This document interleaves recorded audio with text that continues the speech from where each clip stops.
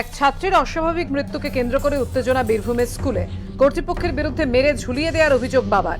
লাভপুর থানার জওহর নবোদয় বিদ্যালয় আবাসিক এই স্কুলে ষষ্ঠ শ্রেণীতে পড়তো ওই ছাত্র। বাড়ি ময়ূরেশ্বরের মহুরা গ্রামে। বৃহস্পতিবার দুপুরে স্কুল চত্বরে একটি পেয়ারা গাছ থেকে উদ্ধার হয় তার ঝুলন্ত দেহ। এনকোয়ারি চলছে, পুলিশ এসেছেন, ওনারাই জানবেন কি হয়েছিল। আমরা যেটুকু জানি লাঞ্চ করেছে বাচ্চাটি, করে আজকে পরীক্ষা ছিল, ব্যাস আবার স্টাডিতে আসছিলাম সবাই। কিভাবে মৃত্যু হলো ওই ছাত্রের? বাবার অভিযোগ, গত বছর স্কুলে ভর্তি হওয়ার পর থেকেই র্যাগিং করত বেশ কয়েকজন সিনিয়র ছাত্র।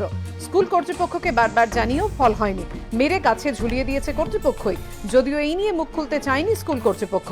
পুলিশ জানতে পেরেছে বৃহস্পতিবার ক্লাসে অঙ্ক পরীক্ষা ছিল। অন্যদের সঙ্গে পরীক্ষা দেয় ছাত্রটি। পরে সে ক্লাসে বসেই কান্নাকাটি করে। দুপুরে হস্টেলে খেতেও যায়, কিন্তু আর ফিরে আসেনি। খোঁজাখুঁজি শুরু হলে স্কুল চত্বরে উদ্ধার হয় ঝুলন্ত দেহ। ঘটনা জানাজানি হতে স্কুলে ভিড় করেন অভিভাবকরা, বিক্ষোভও দেখান।